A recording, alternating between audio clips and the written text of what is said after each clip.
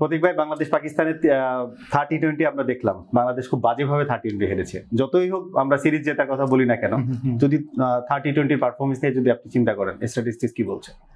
আমরা তো আসলে একটা ভালো সুযোগ ছিল, পাকিস্তানের এই টিমটা এই উইকেটে যেমন খেলছিল সেই আন্দাজে আমরা আশা করছিলাম যে বাংলাদেশ ভালো কিছু একটা করবে, এবং আমরা কিন্তু পাকিস্তানকে আগে উঠে ফরম্যাটে হোয়াইট ওয়াশ করেছিলাম।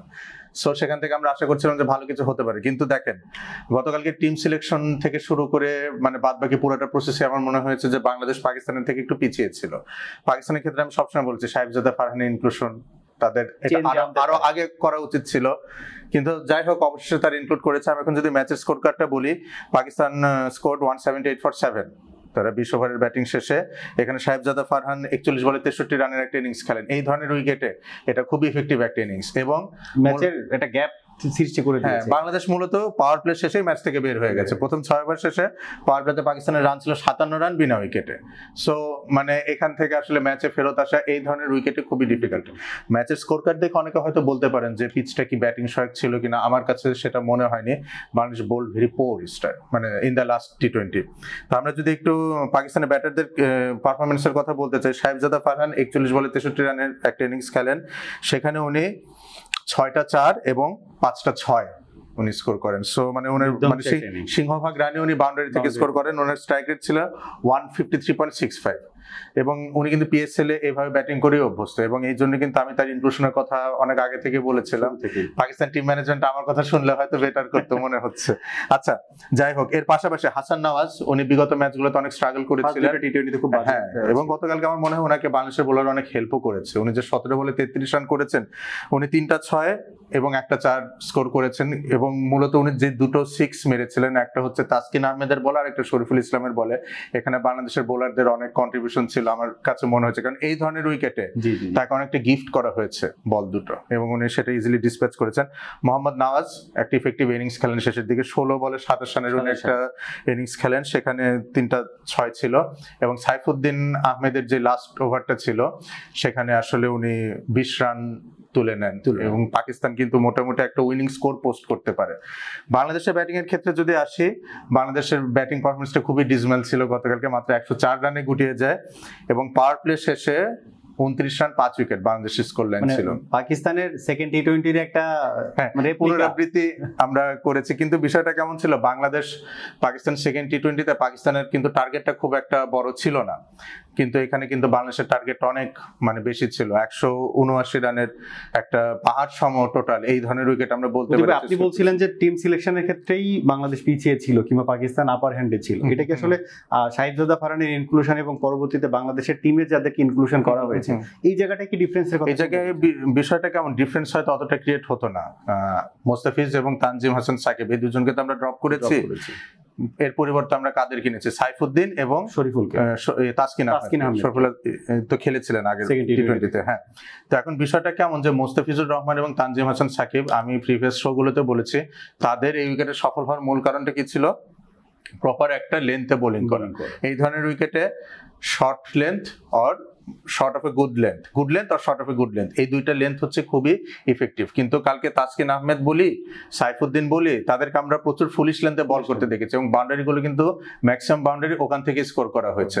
সো মানে টিম সিলেকশন তো বটেই, এবং এক্সিকিউশনের জায়গা আমরা গতকালকে খুব পড়ছিলাম। এখন এই নিয়ে হয়তো কথা উঠতো না যদি না আমার তাসকিন আহমেদ এবং সাইফুদ্দিন যদি প্রপার লেন্থে বলটা পিচ করাতে পারতেন, তাহলে কিন্তু পাকিস্তান এতটা রান স্কোর করে না। আমি আগেই বলছিলাম যে এই ধরনের উইকেটগুলো কেমন, যে আপনার একটা পার্টিকুলার লেন্থে বলটা ফেলতে হবে, পিচ বাকিটা কাজ করবে, আমরা সেই সুযোগটুকু নিতে পারিনি। একটা পজিটিভ আমার কাছে ইনক্লুশন মনে হয়েছে গতকালকে নাসুম আহমেদের ইনক্লুশনটা রিশাদ আহমেদের পরিবর্তে, এবং ইট পেইড অফ। আমি আগে বলছিলাম যে লেফট হ্যান্ডেড ব্যাটারদের এগেইনস্টে কিন্তু নাসুম আহমেদ পাওয়ার প্লেতে খুব দুর্দান্ত বোলিং করে থাকেন। কালকে যদিও উনি পাওয়ার প্লেতে উইকেট পাননি, কিন্তু প্রথম দুটো ব্রেক থ্রু কিন্তু নাসুম আহমেদের কাছ থেকে এসেছে, না হলে কিন্তু পাকিস্তান স্কোর হয়তো 200 ছাড়িয়ে যেত। সাইম আইবের ডিসমিসালটা যদি আমি একটু খেয়াল করি বা বলতে চাই, উনি যে ডেলিভারিটাতে 6 মারেন নাসুম আহমেদের, সেটা একটু শর্ট অফ লেন্থ ডেলিভারি ছিল, স্পিনারদের প্রেক্ষিতে। পরের লেন্থে কিন্তু উনি একটু ফুলিশ লেন্থে করেন এবং ওনাকে কিন্তু লেগ সাইডে শট খেলার জন্য উনি রুমটা দেননি। প্রথম ডেলিভারিতে কিন্তু উনি যথেষ্ট রুম পেয়েছিলেন, পরের ডেলিভারিতে কিন্তু একদম রুম দেননি এবং ফলশ্রুতিতে বাউন্ডারি ক্লিয়ার করতে গিয়ে উনি ধরা দেন। সাহেবজাদা ফারহানের ক্ষেত্রে আমরা সবসময় বলতে পারি যে লেফট আর্ম অর্থোডক্সের এগেনস্টে রাইট হ্যান্ডেড ব্যাটারদের একটা ভালো ম্যাচ আপ থাকে, আউট করার প্রবাবিলিটি সবসময় একটা বেশি থাকে এবং সাহেবজাদা ফারহান ঘটনাটা মূলত সেটাই ঘটেছে। এই ধরনের উইকেটে বলটা যেহেতু একটু পুরনো হলে মানে ধীরে আসে এবং পাওয়ার প্লেটা তখন শেষ হয়ে গিয়েছিল, ওই একইভাবে উনি বাউন্ডারি ক্লিয়ার করতে যে মানে ক্যাচ দেন আর কি। পুরো সিরিজে আমরা একটা জিনিস খেয়াল করেছি, পাকিস্তানি ব্যাটসম্যানদের কমফোর্ট জোনে যখনই ওরা বল না পেয়েছে ওরা কিন্তু প্রচুর স্ট্রাগল করেছে, এবং আসলে আমরা ওটাই গিফট করেছি ওদের। এবং শুধুমাত্র নাসুম আহমেদ বাদে বাংলাদেশের যদি আমি বাকি বোলারদের কথা বলি, শেখ মেহেদী কালকে 3 ওভারে 36 রান দিয়েছেন, তাসকিন আহমেদ ওভার 9 মিরাজকে একটা ওভার বল করে কিন্তু স্টপ করা হয়েছে। হ্যাঁ, মিরাজ তো আসলে টি20 তে বোলিং এর জন্য কিন্তু আমি কখনোই তাকে রেকমেন্ড করি না ব্যাটসম্যান হিসেবে। আমি তাকে তাওহিদ হৃদয়ের ব্যাকআপ ব্যাটার হিসেবে খেলানোর কথা বলেছিলাম। মানে মিরাজের যেই ধরনের বোলিং এটা আসলে টি20 তে খুব একটা যায় না। আপনি অস্ট্রেলিয়ার ক্ষেত্রে ন্যাথান লিওনের কথা বলতে পারেন, উনি একজন কোয়ালিটি স্পিনার, বাট টি20 তে ওনার বোলিংটা আসলে দরকার নেই, কার্যকরী।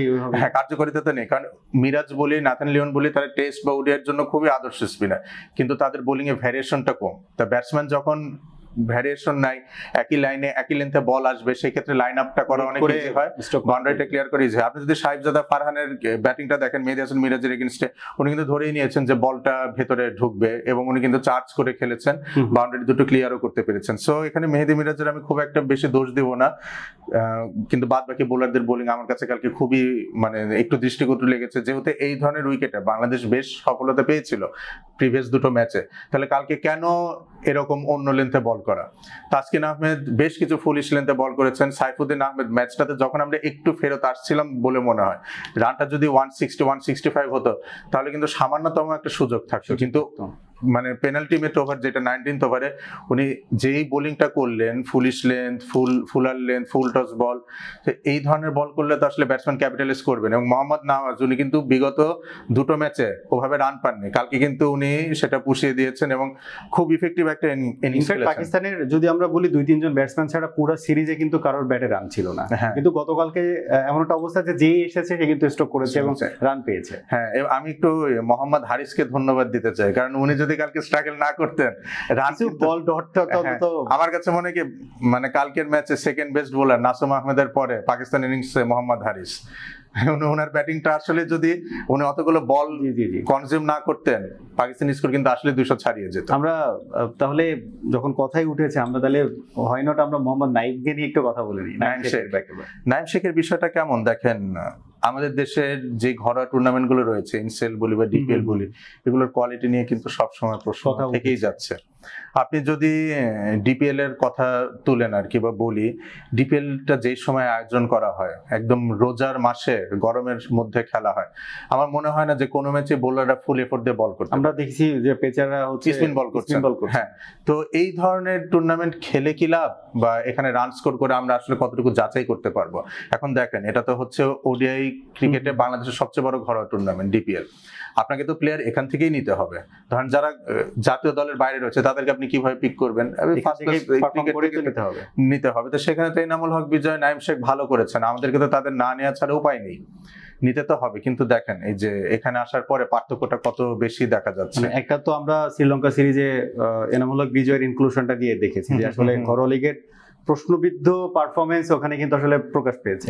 সেমটাই আমরা কিন্তু নাইম শেখের ব্যাপারেও শ্রীলঙ্কাতে একটা ম্যাচে উনি খেলার সুযোগ পেয়েছিলেন, 30+ একটা রান করেছিলেন উনি, কিন্তু স্ট্রাইক রেট কিন্তু ওনার খুবই খারাপ। আমি গতকালকে স্টার্ট দেখছিলাম যে ওনার টি20তে যতগুলো পারফর্ম করেছেন ওনার স্ট্রাইক রেট হচ্ছে 102।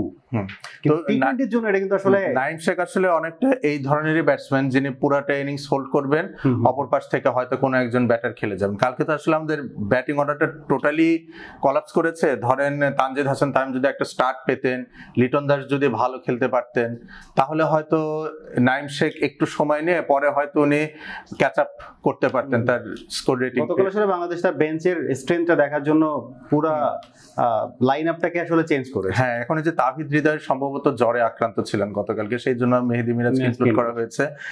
এছাড়া আপনি মানে কার কথা রেখে কার কথা বলবেন? ব্যাটিংটাও কিন্তু আমাদের আসলে এই সিরিজে ভালো যায়নি। পাকিস্তানের কথা বলছে, বাংলাদেশের ব্যাটিংটাও কিন্তু ভালো যায়নি। আর যদি লিটন দাসের কথা বলি আমরা, লিটন দাস 3 ম্যাচ মিলে 17 রান স্কোর করেছেন, ওনার স্ট্রাইক রেট হচ্ছে 80.9, এভারেজ হচ্ছে 5 পয়েন্ট সামথিং।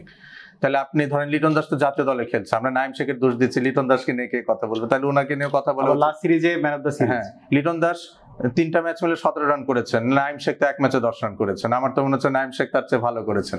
মানে সমালোচনা যদি করতেই হয়, ঠিক আছে, শামীম হোসেন পাটোয়ারি, আমি সবসময় একটা কথা বলছিলাম যে শামীম হোসেন পাটোয়ারিকে নিয়ে আমরা যেন খুব মানে বেশি দ্রুত কথা না বলি।